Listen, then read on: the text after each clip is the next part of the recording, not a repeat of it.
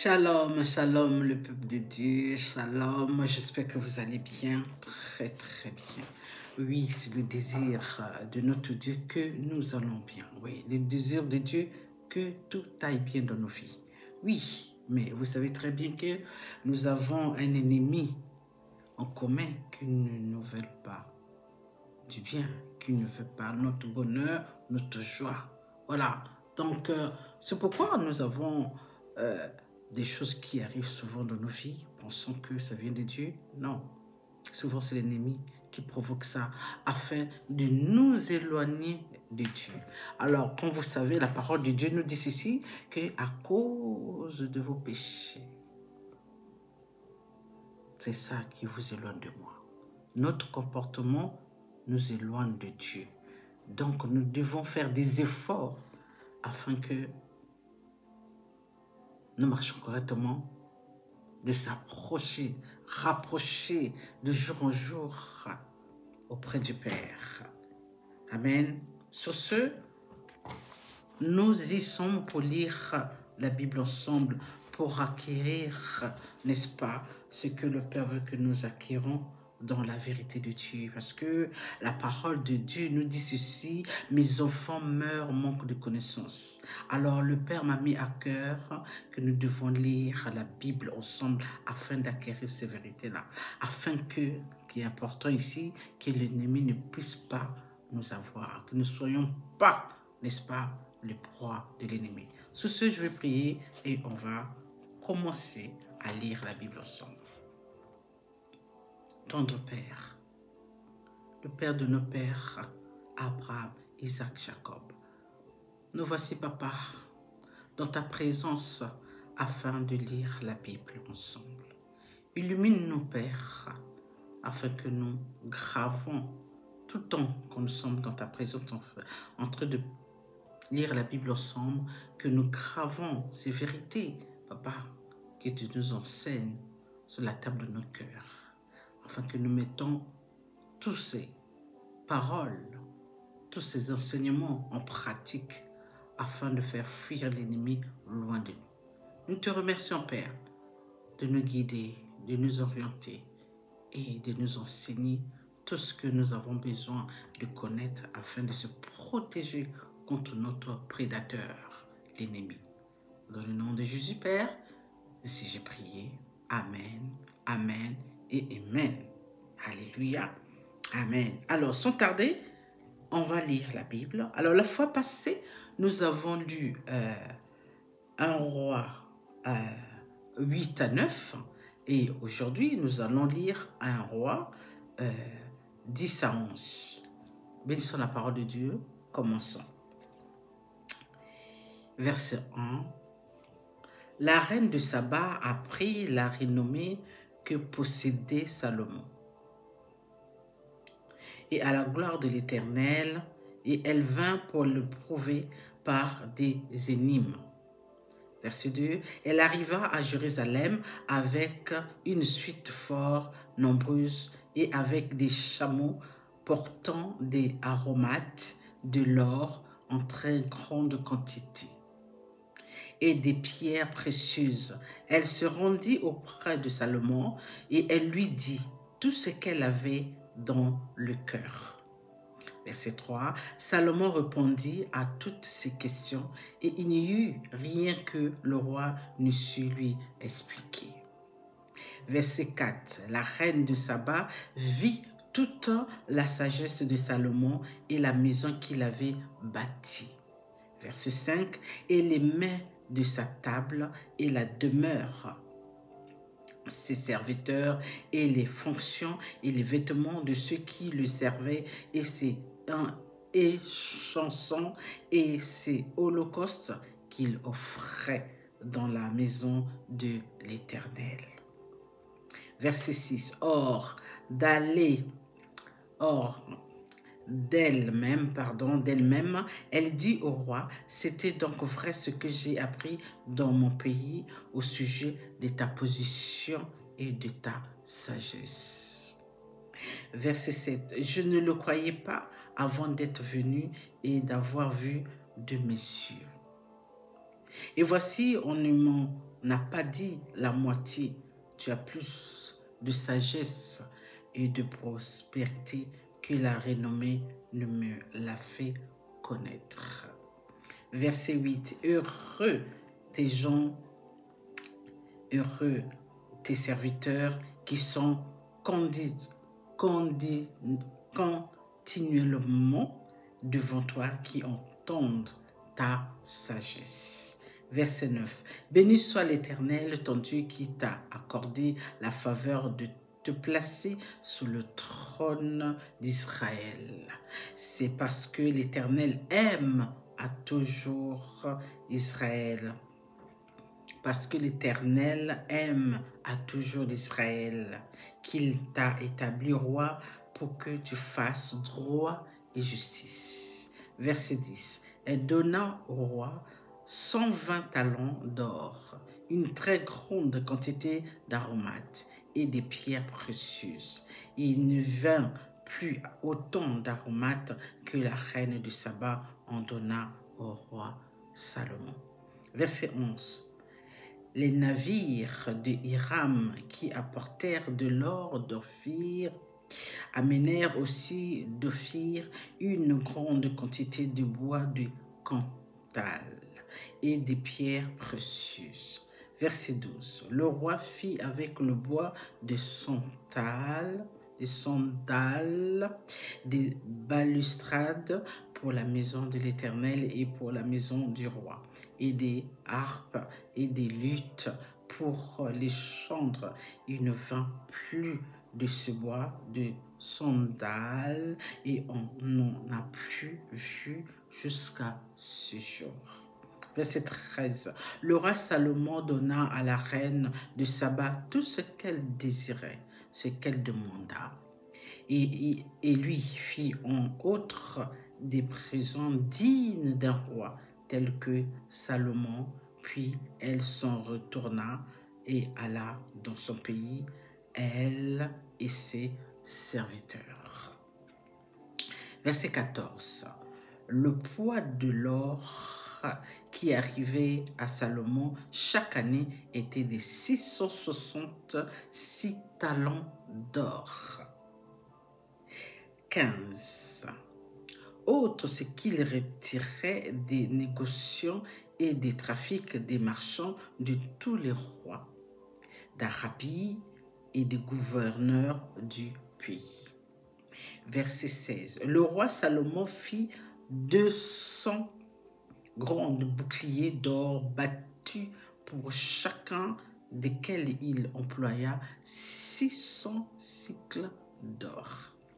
Verset 17. Et 300 autres boucliers d'or battus pour chacun desquels il employa 3 mines d'or. Et le roi les mit dans la maison de la forêt du Liban. Verset 18. Le roi fit un grand trône d'ivoire et le couvrit d'or pur. Verset 19. Ce trône avait 6 degrés et la partie supérieure en était arrondie par derrière. Il y avait des bras de chaque côté du siège. 2 lions étaient près de bras. Verset 20. Et 12 lions sur les 6 degrés de part et d'autre. Il ne s'est rien fait de pareil pour aucun royaume. Verset 21. Toutes les coups du roi Salomon étaient d'or et toute la vaisselle de la maison de la forêt du Liban était d'or pur. Rien n'était d'argent. On n'en faisait aucun cas de temps de Salomon. Verset 22. Car le roi avait en mer des navires de Tarsis avec ceux de Hiram, et tous les 3 ans arrivaient les navires de Tarsis apportant de l'or et de l'argent, de l'ivoire, des singes et des paons. Verset 23. Le roi Salomon fut plus grand que tous les rois de la terre par les richesses et par la sagesse. Verset 24, tout le monde cherchait à voir Salomon pour entendre la sagesse que Dieu avait mise dans son cœur. Verset 25, et chacun apportait son présent, des objets d'argent et des objets d'or, des vêtements, des armes, des aromates, des chevaux et des mules, et il en était ainsi chaque année. Verset 26, Salomon rassembla des chars et de la cavalerie.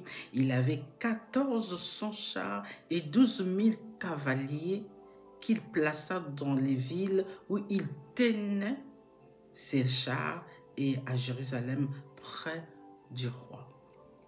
Verset 27, le roi rendit l'argent aussi commun à Jérusalem que les pierres et les cèdres, aussi nombreux que les sycomores, qui croissaient dans la plaine. Verset 28, c'était de l'Égypte que Salomon tirait ses chevaux, une caravane de marchands du roi les allait chercher par troupes à un prix fixe. Notre dernier verset de 1 Roi 10, verset 29, un char montait et sortait d'Égypte pour 600 cycles d'argent et un cheval pour 150 cycles. Il en amenait de même avec eux pour tous les rois des Hétiens et pour les rois de Syrie. Puis suivons notre deuxième page, verset 1 Roi 11. Poursuivons. Verset 1. Le roi Salomon aima beaucoup de femmes étrangères, outre la fille de Pharaon, des Moabites, des Ammonites, des Édomites, des Sidoniens, des Hétiennes. Verset 2. Appartenant aux nations dont l'Éternel avait dit aux enfants d'Israël, vous n'irez point chez elles, et elles ne viendront point chez vous. Elles tourneraient certainement vos cœurs du côté de leur Dieu. Ce fut à ces nations que s'attacha Salomon, entraîné par l'amour. Verset 3. Il y eut 700 princesses pour femmes et 300 concubines, et ces femmes détournèrent son cœur.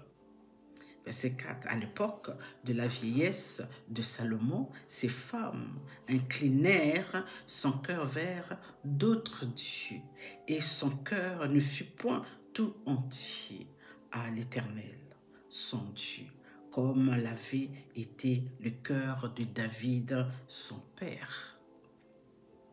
Verset 5. Salomon alla après Astrathée, divinité des Sidoniens, et après Milcom, l'abomination des Ammonites. Verset 6. Et Salomon fit ce qui est mal aux yeux de l'Éternel, et il ne suivit point pleinement l'Éternel comme David son père. Verset 7. Alors Salomon bâtit sur la montagne qui est en face de Jérusalem un haut lieu pour Kénosh, l'abomination de Moab, et pour Moloch, l'abomination des fils d'Ammon. Verset 8. Et il fit ainsi pour toutes ces femmes étrangères qui offraient des parfums et des sacrifices à leur Dieu. Verset 9. L'Éternel fut irrité contre Salomon parce qu'il avait détourné son cœur de l'Éternel, le Dieu d'Israël, qui lui était apparu 2 fois. Verset 10. Il lui avait à ce égard défendu d'aller après d'autres dieux, mais Salomon n'observa point les ordres de l'Éternel. Verset 11. Et l'Éternel dit à Salomon, Puisque tu agis de la sorte, que tu n'as point observé mon alliance et mes lois que je t'avais prescrites, je déchirerai le royaume de dessus toi et je le donnerai à ton serviteur. Verset 12. Seulement, je ne le ferai point pendant ta vie, à cause de David, ton père. C'est de la main de ton fils que je l'arracherai. Verset 13. Je n'arracherai cependant pas tout le royaume. Je laisserai une tribu à ton fils à cause de David, mon serviteur, à cause de Jérusalem que j'ai choisi. Verset 14. L'Éternel suscita un ennemi à Salomon, Hadad, l'édomite de la race royale d'Édom. Verset 15. Dans le temps où David bâtit Édom, Joab, chef de l'armée, étant monté pour enterrer les morts, tua tous les mâles qui étaient en Édom. Verset 16. Il y resta 6 mois avec tout Israël, jusqu'à ce qu'il en eût exterminé tous les mâles. Verset 17. Ce fut alors qu'Hadad prit la fuite avec des Édomites, serviteurs de son père, pour se rendre en Égypte. Hadad était encore un jeune garçon. Verset 18. Partis de Madian, ils s'allèrent à Paran, prièrent avec eux des hommes de Paran et arrivèrent en Égypte auprès de Pharaon, roi d'Égypte. Pharaon donna une maison à Hadad, pourvu à sa subsistance, et lui accorda des terres. Verset 19. Hadad trouva grâce aux yeux de Pharaon à tel point que Pharaon lui donna pour femme la sœur de sa femme, la sœur de la reine Tachpénès. Verset 20. La sœur de Tachpénès lui enfanta son fils Genubat. Tachpénès le servira dans la maison de Pharaon. Et Genubat fut dans la maison de Pharaon, au milieu des enfants de Pharaon. Verset 21. Lorsque Hadad apprit en Égypte que David était couché avec ses pères et que Joab, chef de l'armée, était mort, il dit à Pharaon, « Laisse-moi aller dans mon pays. » Verset 22. Et Pharaon lui dit, « Que te manque-t-il auprès de moi, pour que tu désires aller dans ton pays? » Il répondit, « Rien, mais laisse-moi partir. » Verset 23. Dieu suscita un autre ennemi à Salomon, Rezon, fils d'Eliada, qui s'était enfui de chez son maître Hadadézer, roi de Tsoba. Verset 24. Il avait rassemblé des gens auprès de lui et il était chef de bande lorsque David massacra les troupes de son maître. Ils allèrent à Damas et ici établirent et ils régnèrent à Damas. Verset 25. Il fut un ennemi d'Israël pendant toute la vie de Salomon. En même temps que Hadad lui faisait du mal, et il avait Israël en aversion et régnait sur la Syrie. Verset 26. Jéroboam, aussi serviteur de Salomon, leva la main contre le roi, et il était fils de Nébat, Éphratien de Tchéréda, et il avait pour mère une veuve nommée Tchéruia. Verset 27. Voici à quelle occasion il leva la main contre le roi Salomon. Baptisé Mio et fermait la brèche de la cité de David, son père. Verset 28. Jéroboam était fort et vaillant, et Salomon, ayant vu ce jeune homme à l'œuvre, lui donna la surveillance de tous les gens de corvée de la maison de Joseph. Verset 29. Dans ce temps-là, Jéroboam, étant sorti de Jérusalem, fut rencontré en chemin par le prophète Achia des Silo. Revêtus d'un manteau neuf, ils étaient tous deux seuls dans les champs. Verset 30. Achia saisit le manteau neuf qu'il avait sur lui, le déchira en 12 morceaux. Verset 31. Et dit à Jéroboam, prends pour toi 10 morceaux, car ainsi parle l'Éternel, le Dieu d'Israël. Voici, je vais arracher le royaume de la main de Salomon, et je te donnerai 10 tribus. Verset 32, mais il aura une tribu à cause de mon serviteur David, et à cause de Jérusalem, la ville que j'ai choisie sur toutes les tribus d'Israël. Verset 33, et cela parce qu'ils m'ont abandonné et se sont prosternés devant Astraté, divinité des Sidoniens, devant Kénosh, dieu de Moab, et devant Milcom, dieu des fils d'Ammon, et parce qu'ils n'ont point marché dans mes voies, pour faire ce qui est droit à mes yeux, et pour observer mes lois et mes ordonnances, contre l'a fait David, père de Salomon. Verset 34.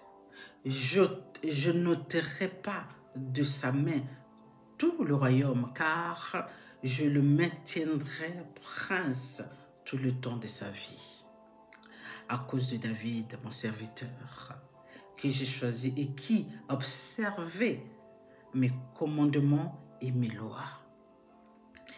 Verset 35. Mais je t'airai le royaume de la main de son fils, et je t'en donnerai 10 tribus.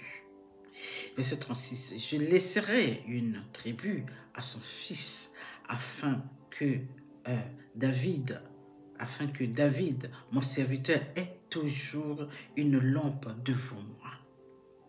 À Jérusalem, la ville que j'ai choisie pour y mettre mon nom. Verset 37. Je te prendrai et tu régneras sur tout ce que ton âme désirera. Tu seras roi d'Israël. Verset 38. Si tu obéis à tout ce que je t'ordonnerai, si tu marches dans mes voies et si tu fais ce qui est droit à mes yeux en observant mes lois et mes commandements, comme l'a fait David, mon serviteur, je serai avec toi. Je te bâtirai une maison stable comme j'en ai bâti une à David, et je te donnerai Israël. Verset 39. J'humilierai par là la postérité de David, mais ce ne sera pas pour toujours. Verset 40. Salomon chercha à faire mourir Jéroboam, et Jéroboam se leva et s'enfuit en Égypte auprès de Shishak, roi d'Égypte, et demeura en Égypte jusqu'à la mort de Salomon. Verset 41. Le reste des actions de Salomon, tout ce qu'il a fait et sa sagesse, cela n'a-t-il pas écrit dans le livre des actes de Salomon? Verset 42, notre avant-dernier verset. Salomon régna 40 ans à Jérusalem sur tout Israël. Puis Salomon se coucha avec ses pères et il fut enterré dans la ville de David, son père. Roboam, son fils, régna à sa place. Bénissons la parole de Dieu. Alléluia. Alors, la marche avec le Père est claire. La marche avec Dieu est claire. Il n'y a pas de midi à 14 heures. Dieu fait comprendre à chacun de nous ce qu'il attend de nous. Ce qu'il attend à chacun de nous. Comment nous devons être avec lui. Qu'est-ce que nous devons faire et ce que nous ne devons pas faire. Il va à notre vie, en fait. Les règles de Dieu, des recommandations de Dieu, des préceptes de Dieu. Nous devons juste obéir. Dieu ne joue pas lorsqu'il dit les choses là. Lorsqu'il dit que si tu marches avec moi, voilà comment ça va se passer. Et si tu marches aussi avec moi, de l'autre côté, si ça ne va pas, comme je te l'ai demandé, si tu ne mets pas en pratique, si tu ne fais pas ce que je te demande de faire, ça ne marchera pas. Dieu ne nous a jamais menti. Parfois, on se ment à nous-mêmes. On veut se faire croire que non, voilà, des choses là, c'est comme ça. Mais ce n'est pas ce que Dieu nous a demandé de faire, en fait. Nous voulons faire qu'à notre façon. On veut détourner des règles du Père, des préceptes, des recommandations. Parce qu'on croit qu'on est des meilleurs. L'intelligence que le Père a donnée, des QE, plus, qu'on peut transgresser les règles du Père. On se trompe complètement. C'est très dangereux. Donc, il y a beaucoup de choses qui se passent dans nos vies sans savoir parce qu'on a transgressé les règles du Père. On n'a pas mis en pratique ce que Dieu nous a demandé. Nous voulons faire à notre façon. Nous voulons voir de pourquoi et comment. Nous voulons faire, je ne sais pas, parfois, comment ça se passe dans notre tête. Oui, vous allez me dire, mais prophétesse, c'est vrai que l'ennemi est là pour nous empêcher de faire exactement comme le Père nous a demandé. Je vous accorde. Mais si vraiment nous voulons faire du bien comme le Père dit, quand vous faites ces choses-là, vous le savez. La plupart des gens, lorsqu'ils font du mal, lorsqu'ils font les choses que Dieu a dit non, ils le savent, nous le savons, lorsque nous transgressons, lorsque nous affranchissons la ligne où le Père a dit non, nous le savons. C'est ce qui est malheureux, on sait aussi que c'est très dangereux, sans même le savoir. On sait très bien qu'en faisant ça, le Père va faire sa justice. Nous devons le comprendre. Peu importe le temps que ça va prendre, le Père fera sa justice. Est-ce que c'est ce que nous désirons? Non. Mais c'est comme si on ne sait pas comment expliquer ces choses-là. Dieu l'explique bien. Ça ne vient pas de notre volonté à nous. C'est l'ennemi. Lorsque nous commençons déjà à transgresser, à ne pas obéir, nous ouvrons la porte, une grande porte, afin que l'ennemi puisse rentrer tranquillement, s'asseoir pour gérer nos neurones, nos pensées. Et ça fait que nous transgressions, nous n'obéissons pas, nous sommes rebelles, nous sommes ceci, cela. Et le Père ne peut accepter cela. Dès le début, Dieu nous met les choses en place. Voilà ici comment ça doit se passer. Voilà là comment ça ne doit pas se passer. Voilà comment vous devez marcher. Voilà comment vous ne devez pas marcher. Et sache-le. Si tu ne marches pas comme je te le demande, ça va aller mal. Et je ne vais pas continuer avec toi. Ça veut dire que le Père se retire de toi. Ça veut dire que le Père fait sa justice. Le Père fait toujours sa justice parce qu'il est justice. Donc le Père ne va pas accepter parce que voilà comme il fait avec l'enfant de David. Il avait promis à David que le trône sera toujours pour ses descendants. Mais si jamais tes enfants transgressent mes lois, il va l'enlever. Mais par l'amour de David, parce que David était obéissant, il a partagé quand même la royauté, il a laissé pour les descendants de David, malgré la trahison. Et il a donné les 10 parts à l'autre.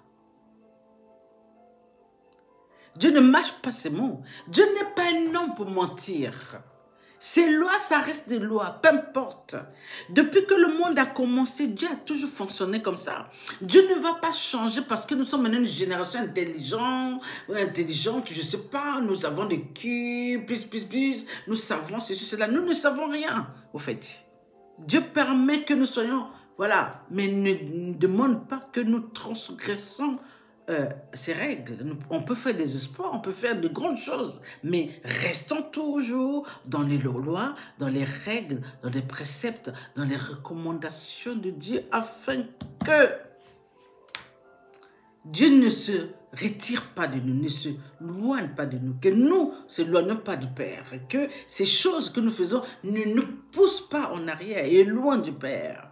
C'est ça que ça veut dire. Au fait, quand nous faisons des choses là, ça nous éloigne de Dieu. Et la présence de Dieu n'y est plus. Et Dieu se loigne, mais nous, on se loigne, on nous pousse loin du Père. Et puis, et voilà, ce qui doit arriver, arrive après. Donc c'est ça. Alors faisons des efforts, changeons notre mentalité, cherchons vraiment à comprendre le Père quand il nous dit ça, c'est qu'il y a une raison. Dieu n'aime pas des futilités. Dieu n'aime pas lorsque nous n'écoutons pas. Il ne peut pas parce que ces choses-là, ces dieux-là, c'est pas Dieu, notre Dieu. Ça, c'est ceux-là qui, le rebelle, vous connaissez bien, celui qui a transgressé ces choses-là, celui qui est venu sur cette terre, qui a mis ses griffes ici, afin d'assujettir les enfants de Dieu, afin de les éloigner de Dieu, afin qu'ils puissent manipuler ces enfants-là, qu'ils puissent faire de n'importe quoi, afin que le Père soit en colère, parce que l'ennemi suscite la haine, suscite le mépris, afin que nous éloignions du Père. Et pendant ce temps, lui, il va jouir à nous faire souffrir, parce qu'il ne nous veut pas du bien. C'est ce que nous devons comprendre. L'ennemi ne nous veut pas du bien, il veut nous faire souffrir. Tuer, torturer, tout ce que vous savez, voler tout ce qui nous appartient, nous empêcher de vivre des bénédictions en abondance que le Père nous a promis. Vous voyez? Parce que lui, c'est ces plans-là. Il connaît.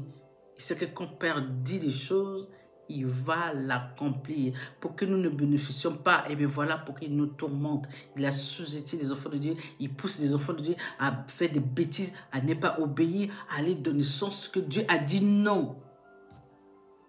Et Dieu ne peut pas accorder cela. Dieu ne peut pas. Il doit faire sa justice. Donc, attendons-nous. Lorsque nous faisons ces choses-là, il y a la justice du Père. Mais non, comme la parole de Dieu est tellement magnifique. Il nous dit quoi? Il dit, maintenant, si vous vous reconnaissez que vous avez posé des actes, que vous étiez des rebelles, que vous avez transgressé mes règles, repentez-vous.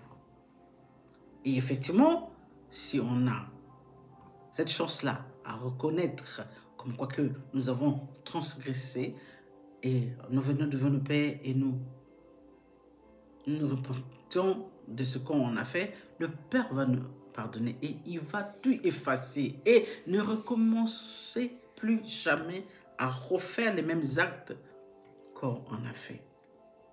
Vous voyez, c'est ça. Il ne faut pas que ce soit le yo-yo. Le Père pardonne, vous recommencez. Le Père pardonne, vous recommencez. Ça ne va pas marcher. On aura toujours des soucis avec le Père. Et le Père ne va pas se laisser aller. Ce n'est pas à nous de commander Dieu. C'est Dieu qui nous commande. C'est lui le Père et nous sommes les enfants. Nous devons obéir. Amen. Sur ce, je vous aime. Allez, soyez bénis abondamment. Que Dieu soit avec vous. Allez, bye. Je vous aime. Bye.